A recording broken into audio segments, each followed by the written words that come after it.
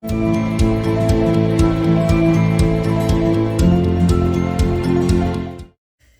church, it's so good to be back with you. We are jumping back into where we were after a short hiatus to talk about the kingdom of God. Previously to now, we've been doing the introduction. We looked at the first part of Luke in which there were prophecies and angels spoke and all sorts of things to announce what kind of leader Jesus was going to be and the fact that his kingdom would have no end.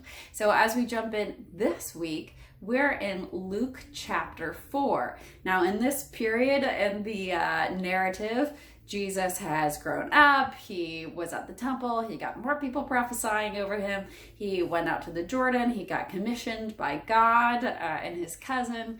He underwent temptation and trial, good old conversations with Satan.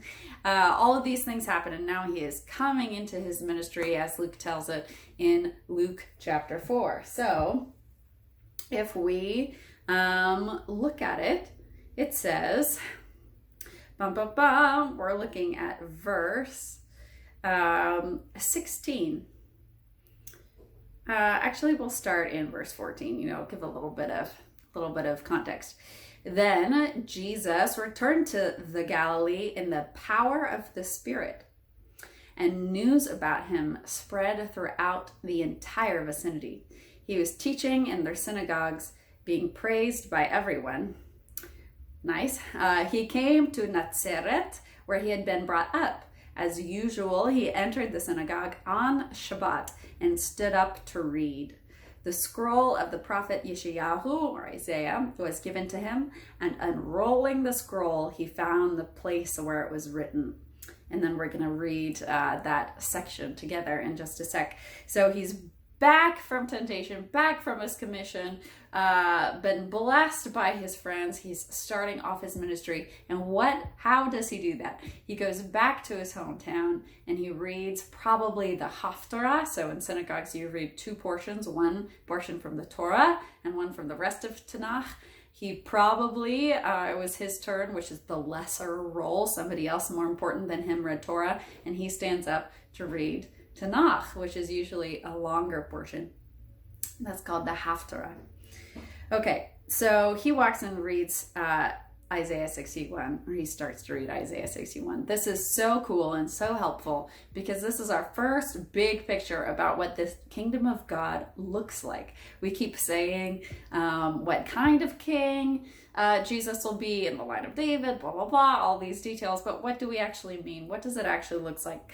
Isaiah 61, or the scroll of Yeshayahu, tells us it's a vision from a prophet in a time where they were either in exile or about to return from exile in Babylon in captivity. And he writes a story about what the kingdom of God in its full flourishing will look like. And I want to go over it both because this is how Jesus chooses to inaugurate his ministry, but also for us as Refuge Church. I know that sometimes when we're coming out of places of pain and abuse and things just being crooked that ought to be straight, we approach church again, or a relationship with God again, or whatever thing it might be, by removing all the bad things. That's great. That's super important work that we definitely want to do. We want to say, ooh, I think that was really actually damaging and harmful and not biblical, etc. And we want to go through and take those things out. But sometimes what gets left over is just kind of a shell of principles, just a shell of what our relationship with God used to look like, or our church experience used to like, our understanding of Christianity used to look like. That basically could be boiled down to like, just don't hurt other people, right? And do your best and be nice to people in your community. Absolutely don't hurt people. Absolutely be nice, love the people in your community. Absolutely, we believe both of those things. But that is not the fullness to what God has called us to. There's so much more than that. We don't want to just be people who switch jerseys, switch out the sign in our yards. Because yes, we should hold to certain principles, and that's great. But we want something more life-giving, something more meaty than don't do that, don't do that, don't do that, don't do that, and then keep going. We want a better mission, a better vision, and God gives that to us, and Jesus gives that to us. So I am excited. Having those new principles, that's not the end game. That's the beginning. That's the opening song of the game. All right.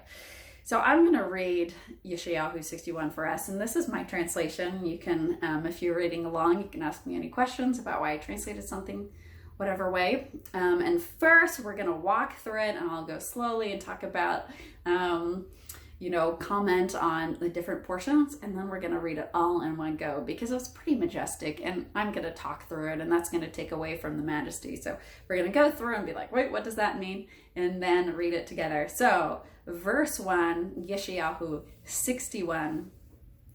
My translation is also in the PDF, which is in the description if you're so moved. All right. The Spirit of the Lord Yahweh is upon me. Stop already. Okay, so the Spirit of the Lord used to be upon people in the time of the Tanakh in order to do something very specific. So it came upon people, the artisans who were going to make the tabernacle, make it really beautiful. The Spirit came and helped them do that, informed them how to do that. Also, totally different example, Spirit of the Lord came upon Shimshon, the judge Samson, to kill all the Philistine in that one story. So comes upon you to do something very specific and very important and unique.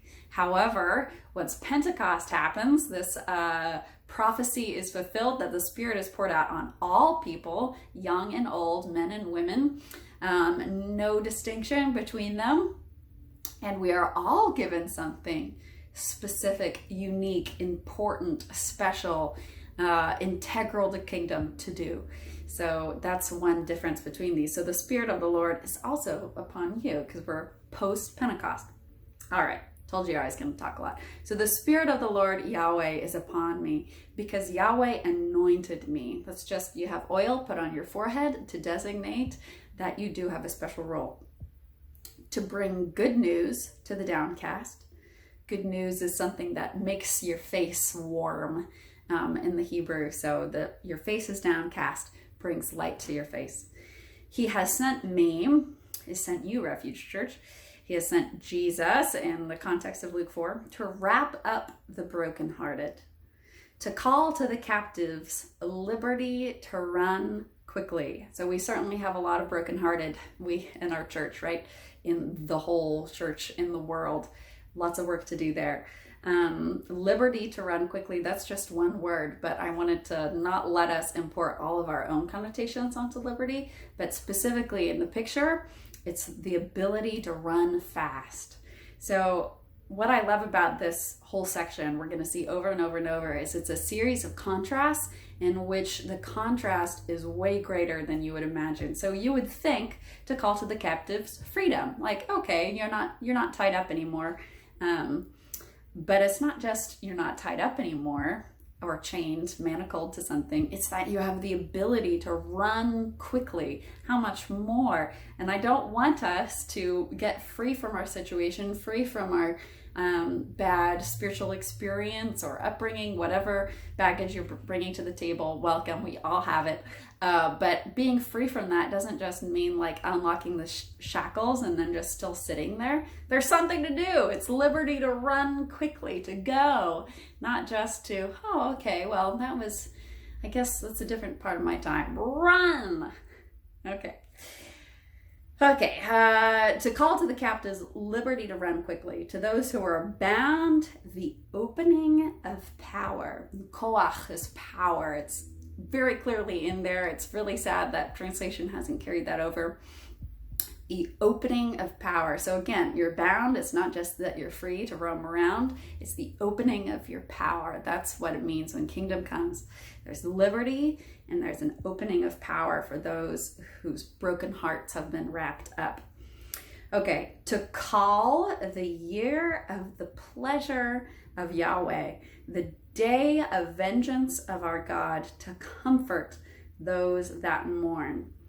A couple things to note in this: to call the year of the pleasure of Yahweh. What that tells me is that there's some years in which he isn't pleased. that he's not getting to do the things that he wants to do. In some years, he says, yep, some time periods, eras, however you want to think of it, he's like, I'm going to do the things that I love to do.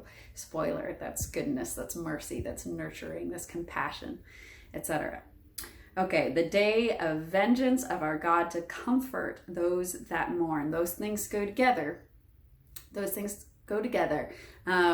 Why do we need vengeance? In order to comfort people who are mourning. When there is a trial, which does not go in the way of justice, there are lots of layers to work through, but one of those layers that cannot be ignored is that the families of those who were murdered have not been comforted by seeing legal justice being done.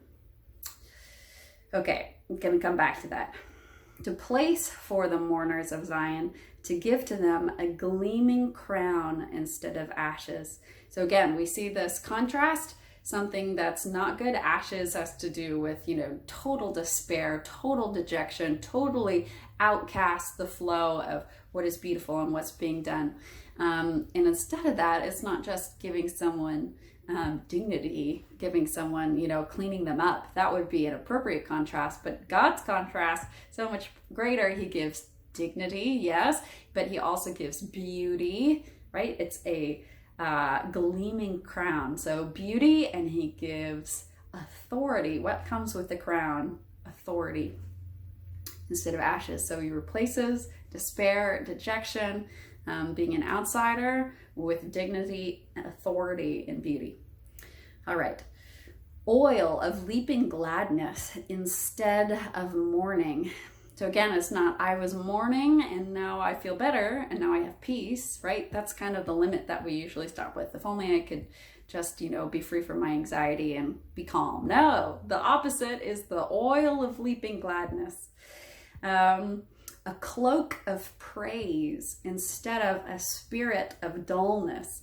Sometimes it seems like the church wants us to have a spirit of dullness, am I right? It's like the good, solid Christian life is one where you show up to the events that you're supposed to every week and you meet your obligations and you read your Bible or whatever. That's not the full scope of what God has for us as a church, as a people, as his family. He wants a cloak of praise is the opposite of dullness. Ooh. Interesting. Praise isn't just about, stroking God's ego. This is a totally different sermon. It's something that frees us from our dullness. Okay. A strong tree of justice planted by Yahweh to cause beauty. I love the picture of being a strong oak of justice. But I love even more than that the reason God plants it is not to be strong and be able to withstand the arrows of the enemy or whatever. It's to be beautiful. God calls beautiful things good in and of themselves. It's not just beauty. It's part of the whole purpose. All right, to rebuild the ancient ruins, to raise up the desolate first places, to make new the desolate cities for eras and eras. Okay, so rebuilding the ancient ruins. We're trying to go back to something, I know everybody is, but we're trying to go back to an early church idea. An early church idea where the people of God are a family and they take care of one another and they love one another no matter what's going on in the world around them, that they show up for one another, and they're a community who meets at tables and shares resources and throws amazing parties and has good food. All of those things are shown for us in the early church. So when we say we're trying to rebuild the ancient ruins, that's one of the things that it means to us. Raising up desolate first places and making new desolate cities from eras and eras. So this has to do for us as Refuge Church as the first places for us maybe in our walk with God were exciting and beautiful and felt like our lives had been changed forever, and then something happened and pieces of that started falling away and we started deconstructing on our own. So we're going to be raising up and making new. We're not just going to, we are going to stand and bear witness to and love you in your deconstruction. It's not that we're saying finish up your deconstruction, finish up asking questions. Your era of doubt is going to come to an end and move on. That's not what we're saying. But what we are saying is that we're excited to make new and bring new life to those areas. We don't just want to leave people like a broken community and find identity in brokenness.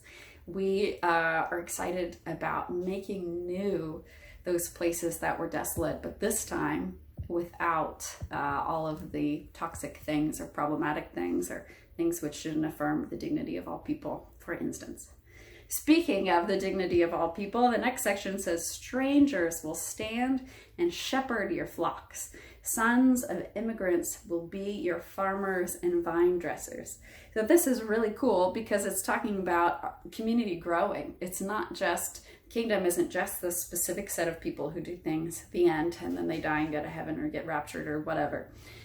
Strangers will come and shepherd, so they'll be knit into the midst of your community. Outsiders will be brought in, and the sons of immigrants will be your farmers and vine dressers. So it's not just that outsiders come in and then they learn some things and are like, oh yeah, that's great, and then they leave. It's they become part of community generationally. They sit and settle and dwell and become one with people, and their kids end up being people who are helping to lead and do these major things in the economy. They're totally amongst us. We do not have border walls in the church. All right, you will be the priests of Yahweh. It's like I was talking about. This goes back to the beginning, what it means for us to be priests. They will call you those who wait upon our God. That's not waiting as in like someday God will come. It's about waiting on someone like a waiter. That's what a minister is, by the way. It's a waiter. It's a cupbearer. So if you think that, oh, it's super cool to be a minister, it's just a cupbearer. If we think, oh, I'm so cool because I'm in leadership in the church, you're just a waiter. Calm down. All right, so priests of Yahweh, though, those who call, they will call you those who wait upon our God. That does make it cool. I take it all back. They will say to y'all, I put y'all in there because it's plural you. It's not just one person. Of the force of the nations you shall eat, and of their glory you will exchange. This is more economics. This is trade language. So they're going to give the best of their land. The valor of their land is another way to translate that. Just what is strong and energetic and good about a place, that's what you get to eat from and exchange glory. Sometimes we get uncomfortable in things that talk about economics when we come to promises because we don't want, we're worried about the prosperity gospel and about people being like, well, where's my Lamborghini? But that is often coming from a position of privilege because poverty is not good. Full stop. Poverty is not good. Why? Because poverty, real poverty, not like, oh, I wish I could go on vacation to Hawaii. Real poverty is, I don't know if I'm going to have the money to turn on the heat in my baby's room because I don't know if I'll have money to make rent next month and worrying about if he's warm enough. Poverty is saying, I don't know if I'm going to have money to buy the medication for my kids. It's worrying about where your groceries will come from. It's worried about how you'll get to work because you don't have the gas to get there. It's worrying about if you own a small business, how you're going to pay your workers who are all counting on you. So that's poverty, and that is deeply wrong and a deep expression of injustice. And so when we talk about the prosperity in the Bible, we're not saying, yeah, come with us and you'll, wear all designer clothing and nothing hard will ever happen and we'll have a private jet. That's not what we're saying. We're saying that God's will and God's hope and God's design is not for you to be worried about paying for your kids' medication. That's what we mean. Clearing that up. Okay, so going on. Instead of shame, a double portion. You would think, what's the opposite of shame, right? Oh, well, some, again, dignity, just being okay. No, double portion. Instead of disgrace, shouting for joy over your portion in the land. So it's not, again, just people stop gossiping about you. That's not God's end goal for your life. God's end goal is you shouting for joy. Permanent joy will be for them. Some of us have been raised and been told, like, not all of Christian life is a mountaintop experience, and don't worship emotion, worship God. Okay, yeah, all right. Permanent joy, joy through to eternity is another way to translate that, will be for them. Full stop. For I, Yahweh, love just judgment. I hate robbery rising up. I give wages steadfastly. I cut a permanent covenant for them. This is God showing that he's safe and he's good. One of the reasons that we can rejoice and have permanent joy is he is not somebody who waffles back and forth. He's not flaky. He doesn't mess with us. He doesn't play games with us. He loves good things. He hates bad things. And he loves giving what is due. And his covenant is permanent, again, to eternity, just like that joy. It's not something that wavers and goes back and forth depending on my behavior, depending on yours. Because of Jesus. All right. Their descendants, still cruising here, their descendants will be known in the nations. That which comes from them will be known among the people. Extraordinary. It's not just, oh, you'll be favored and things will go well with you. Extraordinary favor there. All that see them will recognize that they are descendants that Yahweh meals with or Yahweh blesses. So we're supposed to be people that when other people see us, they're like, oh, those people must be related to the people who the sea parted for. Those must be the people who got to witness, descendants of the people who got to witness the resurrection. That means that we should be walking and doing things that are good, right? Don't say Satan, that God is with, that God blesses, and things that are powerful. It doesn't say, and they were really good at filing their paperwork, and that's all we should aspire to, is being good citizens. It's more than that. All right. If that's all you get from this, get that all of this is more than we've pictured before. Okay, so surely, truly, I will leap for joy in Yahweh. My soul spins for joy in my God. This is my hope for us as a church, no matter, this is like our success, no matter if we're 20 people or 40 people or 2,000 people, I hope that we can leap for joy in Yahweh and that our soul spins for joy in our God, because that means we're in a place of flourishing, a place of well-being, but that we haven't parked the car there, we're going up and over beyond. For he has dressed me in garments of deliverance and has wrapped me in a cloak of justice. As a groom undertakes a crown, and a bride adorns herself with jewels. For as the earth brings forth growth, and the garden grows her seeds, so the Lord Yahweh will grow justice and praise, parallel to all the nations. This is kingdom. This is what we're invited to, this whole chapter. That means that if we see shame happening, if we see tears happening, if we see dullness happening, if we see something that is ugly or ruinous or a place where people are being disgraced, that's not kingdom, which is good news. That's not kingdom. If you've been in one of those places, that's not kingdom. How we can tell what is kingdom coming to earth? It is places where the brokenhearted are being wrapped up, where captives are set to run, where people who are bound have the opening of their own power. We're not just rescuing people. We're not white savioring people. We're empowering people. These are the things of kingdom. Okay, so I'm going to read the whole thing without any of my notes. Here we go. The Spirit of the Lord Yahweh is upon me, because Yahweh anointed me to bring good news to the downcast.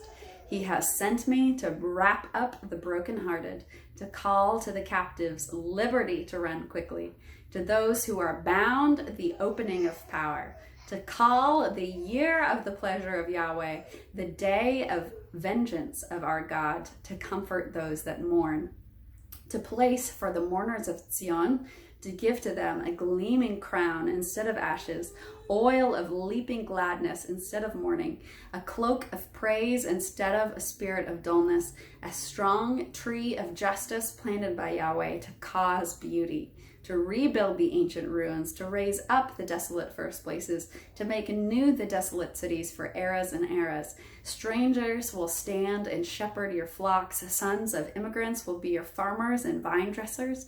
You will be priests of Yahweh. They will call to you those that wait upon our God. They will say to you, or to y'all, of the force of the nations you shall eat, and of their glory you will exchange.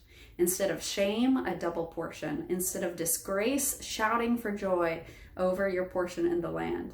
Permanent joy will be for them. For I, Yahweh, love just judgment. I hate robbery rising up. I give wages steadfastly. I cut a permanent covenant for them. Their descendants will be known in the nations. That which comes from them will be known among the peoples. All that see them will recognize that they are descendants, that Yahweh blesses them or kneels with them. Surely, truly, I will leap for joy in Yahweh. My soul spins for joy in my God. For he has dressed me in garments of deliverance and wrapped me in cloak of justice. As a groom undertakes a crown and a bride adorns herself with jewels. For as the earth brings forth growth and the garden grows her seeds, so the Lord Yahweh will grow justice and praise, parallel to all the nations. This is kingdom. It's Isaiah 61. So beautiful. So, grinding ourselves back in Luke. We're joining Jesus. He's starting out his ministry. He's inaugurating it. He pulls out this text. He pulls out this big scroll, right? Scroll. You've got to turn it. Turn. Everybody's sitting there. Gets finally all the way to the back. Isaiah 61. And he reads. This is a Greek translation, which is not mine. So that's why it's different than what I just read. The Spirit of the Lord is on me because he has anointed me to preach good news to the downcast. He has sent me to proclaim release to the captives and recovery of sight. Again, there's that translation. To those who are bound, to set free the oppressed, to proclaim the year of the Lord's favor. Verse 20, he then rolled up the scroll, gave it back to the attendant, and sat back down. And the eyes of everyone in the synagogue were fixed on him. What comes right after that? The rest of the chapter, correct? But also to proclaim the year of the Lord's favor, comma, and the day of his vengeance, right? To comfort those who mourn in Zion. So here's this group of people up in the north, in between the Galilee and the sea. Zealots lived in the area, if you know anything about zealots.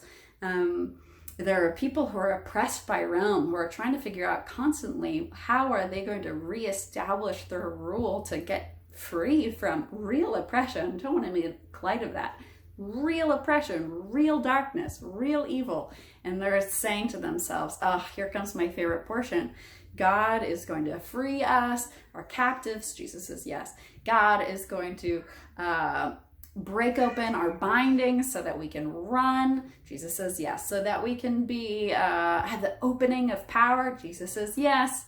To heal the brokenhearted. Jesus says absolutely. To proclaim the year of the pleasure of Yahweh. Jesus says yes.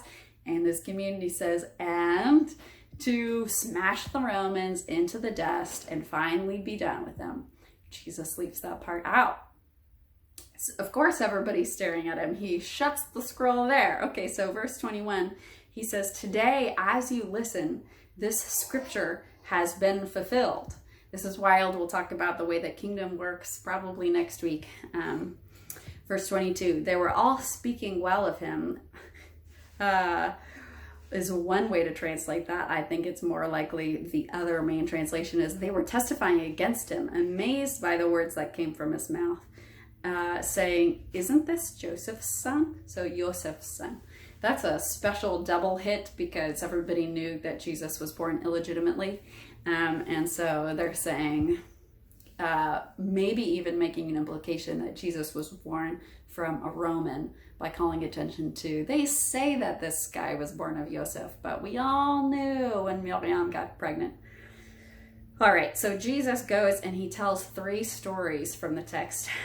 Talking about Eliyahu and this drought and how God didn't save his people, the ones who were expected from the drought. He went and saved a single Syrian woman up north who was not part of God's family, thought of it at that time. And he tells a different story about a leper and how the prophet didn't go and heal all of the lepers in Israel.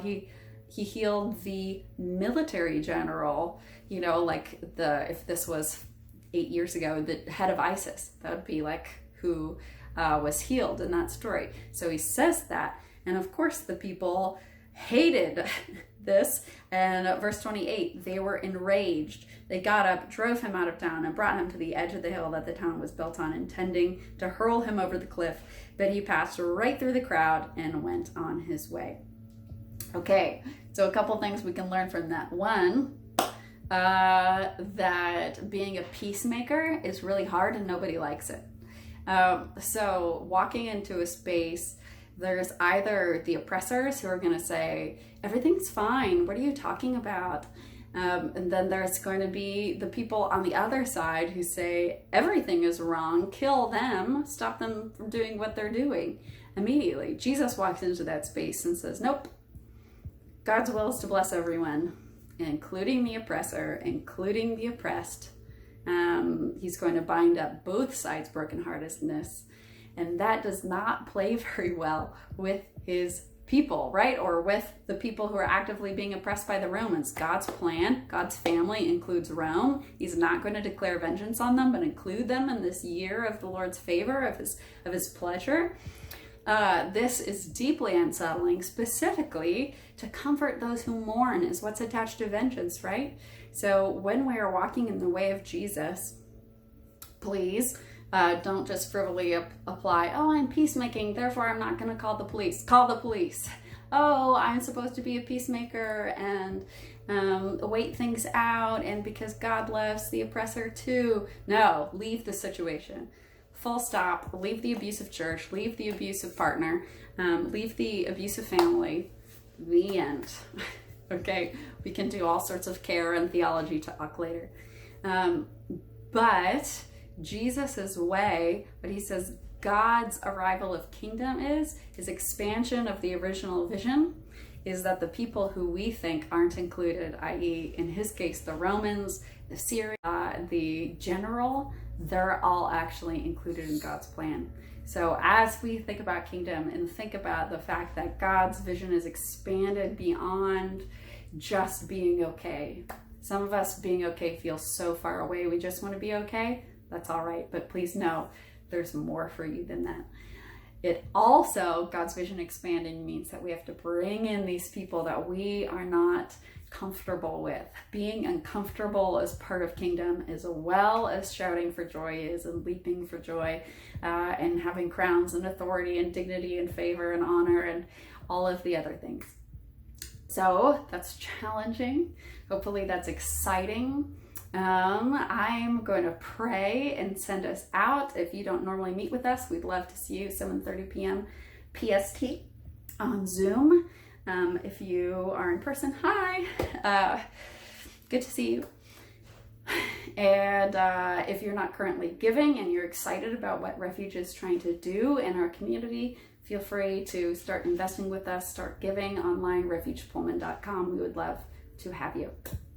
All right, gonna pray.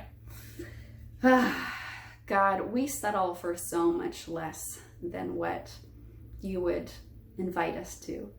We get to barely okay and we park the car. I pray that instead our eyes would be opened to the things that you dream for us. The places that you want to call us are not just deeply challenging.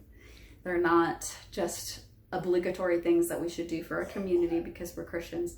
They're exciting and glorious and joyous. Help our hearts to believe that, to trust you as being safe to follow. but to trust that there's something more than day in, day out, going to work, coming home, trying to make it through. There is an abundance of life in you. I pray that you would start opening our eyes to that, start opening our heart to say yes to that. I pray that you would fill us with your spirit, that we would be excited, so excited to start seeing these things happen. People who have been bound by words that they're not good enough, that they're not on the team for some reason, that our spirit would light up at the chance to do that work, to say, liberty, run quickly, go do the things that God has given you to do. I pray that you would buoy us up with that we would, our head would come above the water so that we can see the direction that you are taking us. I thank you for the hard words of Jesus, that as we do this, we don't get to kick people off the boat. As we climb in, we don't get to chuck people out the side. God, you are so inclusive. I pray that you would grow our hearts and expand our hearts so that we have room and we're not so worried about saying you're in, you're out, you're in, you're out, but just, hey, this is where we're going. I pray all these things with the help of the Spirit in the name of Jesus. Amen. All right, church, I'll see you next week.